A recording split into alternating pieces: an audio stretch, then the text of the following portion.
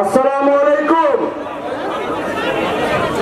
ব্রহ্মপুত্রের তীর ঘেঁষা হযরত শাহজালালের পুণ্যভূমি আমাদের এই জামালপুর।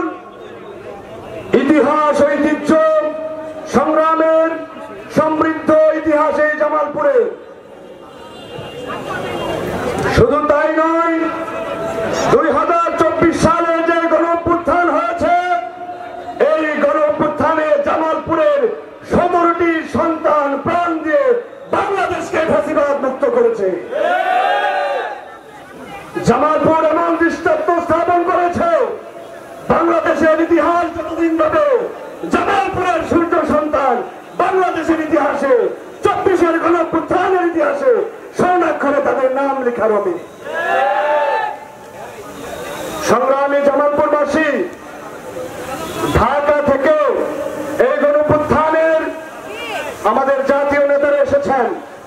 তারা জাতীয় বিভিন্ন বিষয় নিয়ে, বাংলাদেশের রাজনৈতিক বিষয় নিয়ে, বাংলাদেশের রাষ্ট্রের বিভিন্ন বিষয় নিয়ে তারা কথা বলবেন। কিন্তু আমি আপনাদের জামালপুরের পোলা, আমার জামালপুর নিয়ে কিছু কথা রয়েছে।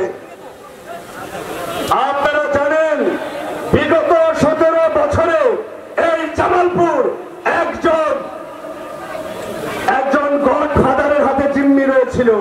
আপনারা তার নাম জানেন? আপনারা সেই গডফাদারের নাম জানেন? জামালপুরে কোনো রাজনীতি করতে দেওয়া হয়নি, কোন বিরোধী দল, বিরোধী মতকে জামালপুরে গলা উঁচু করে কথা বলতে দেওয়া হয়নি। জামালপুরে নাকি উন্নয়ন হয়েছে, উন্নয়নের নামে পকেট ভরা ছাড়া জামালপুরে দৃশ্যমান কোনো উন্নয়ন হয়নি। আপনারা জানেন, জামালপুরের বিভিন্ন জায়গায় বড় বড় বিল্ডিং করেছে।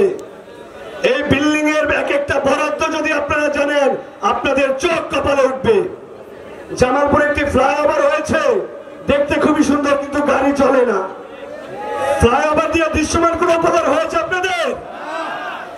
আপনারা জানেন, এই ফ্লাইওভারে 3বার বরাদ্দ বেড়েছে, জনগণের ভাগ্যের পরিবর্তন হয়নি। জামালপুরের একটি মেডিকেল কলেজ হসপিটাল রয়েছে, এই হসপিটালে এখনো পর্যন্ত আপনারা চিকিৎসা নিতে পেরেছেন? হসপিটালটি 9টি বেড জামালপুরের মেডিকেল কলেজ থেকে বের হয়ে গেছে, এখনো পর্যন্ত মূল ক্যাম্পাস যেটি তৈরি হয়েছে সেখানে একদিন ক্লাসও করতে পারে নাই। আমরা সরকারের কাছে অনুরোধ করব, জামালপুরের এই হসপিটালটি অনতিবিলম্বে চালু করার জন্য। এবং আমার হাতের বাম পাশে এখানে নদী ভরাট রয়েছে, নদীর গতিমুখ পরিবর্তনের নামে জামালপুরের এই ব্রহ্মপুত্র নদ, যেটা ব্রহ্মপুত্র নদ ছিল, সেটি আজকে বিলীন হয়ে গেছে। এটা করা হয়েছিল মূলত জমি দখলের জন্য, এই অঞ্চলের মানুষকে জমি ছাড়া করে তারা পকেট বাড়ি করার জন্য। সংগ্রামী জামালপুরবাসী, আবহাওয়া বেশ দুর্যোগপূর্ণ, বক্তব্য বেশিক্ষণ দিব না। আমাদের কেন্দ্রীয় নেতারা রয়েছেন, আমাদের গণঅভ্যুত্থানের এক দফার ঘোষক নাহিদ ইসলামের কথা শোনার জন্য আপনারা এসেছেন। আপনাদের অনেক ধন্যবাদ। এই দুর্যোগপূর্ণ পরিবেশে এসে আমাদের আজকের পদযাত্রাকে, এই পথসভাকে সফল করে তোলার জন্য আমরা জামালপুর এনসিপি কমিটি গঠন করতেছি। আপনারা আমাদের পাশে থাকবেন, আমরা একসাথে কাঁধে কাঁধ মিলিয়ে আমরা জামালপুরে এনসিপির ঘাঁটি হিসেবে গড়ে তুলব। আর জামালপুরের আমাদের যারা সহযোদ্ধারা রয়েছেন, সংগঠকরা রয়েছেন, সকল উপজেলা ইউনিয়ন পর্যায়ে যারা কাজ করছেন, সকলকে অসংখ্য ধন্যবাদ। আপনাদেরকে প্রাণ ঢালা অভিনন্দন। আপনারা এত চমৎকার প্রোগ্রাম আয়োজন করেছেন নিরলস পরিশ্রম করে। বক্সিগঞ্জ থেকে, দেয়ানগঞ্জ থেকে, ইসলামপুর, সরিষাবাড়ি, মাদারগঞ্জ, মেলান্দ, জামালপুর সদরের বিভিন্ন অঞ্চল থেকে আপনারা এসেছেন, আপনাদেরকে অসংখ্য ধন্যবাদ। আপনারা আমাদের এনসিপির সাথে থাকবেন, আমরা একসাথে কাঁধে কাঁধ মিলিয়ে কাজ করবো ইনশাআল্লাহ। ইনকিলাব জিন্দাবাদ। তারা বুকে সাহস নিয়ে গুলির মুখে দাঁড়িয়ে গিয়েছিল, সেইটা শুধুমাত্র ক্ষমতায় চেহারা পরিবর্তনের জন্য না, যাতে ব্যবস্থাটা পরিবর্তন হয়, যাতে ব্যবস্থাটা রাষ্ট্রের সকল নাগরিকের জন্য হয়, শুধুমাত্র কোনো দলের, কোনো পক্ষের বা কোনো পরিবারের স্বার্থে যাতে কাজে না লাগে, পুরো রাষ্ট্রযন্ত্র যাতে নাগরিকের অধিকার সমুন্নত রাখে। সেই লক্ষ্যেই আমরা আপনাদের কাছ থেকেই শুনছি জুলাই সনদ প্রয়োজন, সংস্কার প্রয়োজন। সংস্কার পথে যারা বাধা দিবে তাদেরকে দেশবাসী মনে রাখবে। যেই ব্যবস্থার কারণে রাষ্ট্রের নিরাপত্তা বাহিনী নিজের নাগরিককে গুম করেছে, বিগত বছরগুলোতে খুন করেছে নির্বিচারে, সেই রাষ্ট্র ব্যবস্থা পরিবর্তন হতেই হবে এবং এই অপরাধের বিচারও হতেই হবে।